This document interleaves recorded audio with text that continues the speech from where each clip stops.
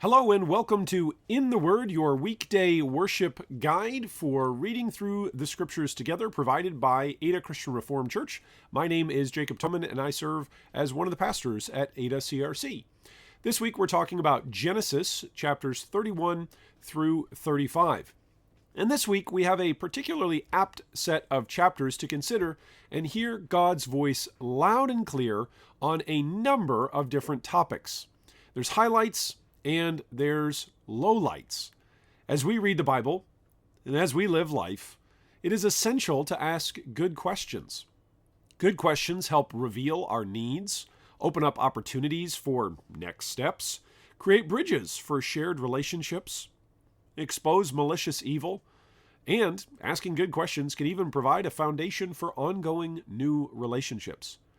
Jesus asked a whole lot of questions. And I trust that as we are reading about the earthly human ancestors of Jesus in the book of Genesis, we are learning to ask good questions, and in so doing, we are becoming more Christ-like. As we ask each week about humanity, we learn that humans often ask questions during pivotal moments of pressure. Laben asked Jacob a series of questions after Jacob fled with his flocks and family, as we're told about in Genesis 31. After having his hip put out of socket, Jacob was given a new name, Israel. Jacob, then freshly named Israel, which means one who strives with God, asked his formidable wrestling opponent, "Please tell me your name." That's in Genesis 32, verse 29. As Jacob and his family approached Esau with wave after wave of gifts offered, Esau embraced Jacob, kissed him, and wept with his long-estranged brother. And looking up and seeing all the wives and children of Jacob, Esau asked, "Who are all these with you?" That's in Genesis 33, verse 5. Simeon and Levi, after murdering and kidnapping and robbing the city of Shechem in revenge for the treatment of their sister Dinah, asked their father Jacob as a defense for their actions, "Should Hamor have treated our sister like a prostitute?" That's in Genesis 34, verse 31.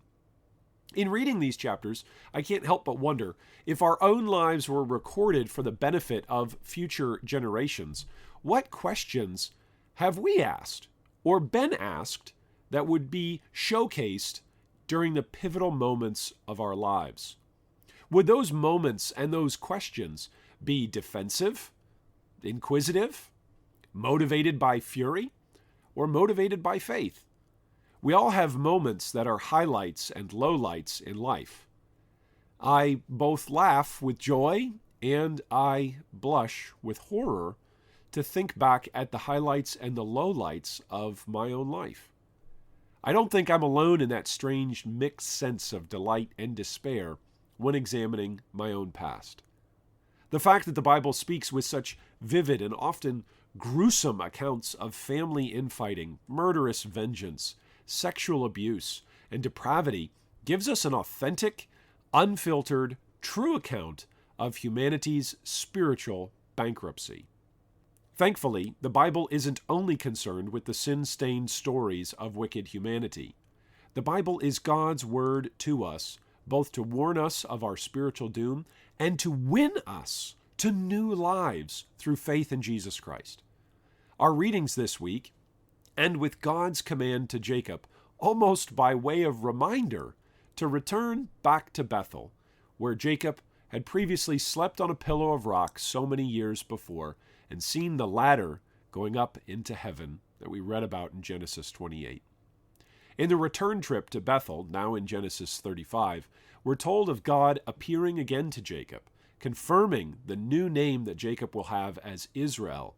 And God extends his promises that he had made first to Abraham and Isaac, and now extends them to Jacob and his future descendants. Apart from faith in God, humanity has been thoroughly showcased in these chapters as utterly doomed. Despite our abysmally sinful human condition, God is gracious, merciful, loving, and kind. What a mighty God is our God. If you have any questions or difficulties with the things that we've read this week in these chapters of Genesis, I encourage you, send me an email, Pastor Jacob at adacrc.org. Thanks for joining us, and I look forward to catching you next week.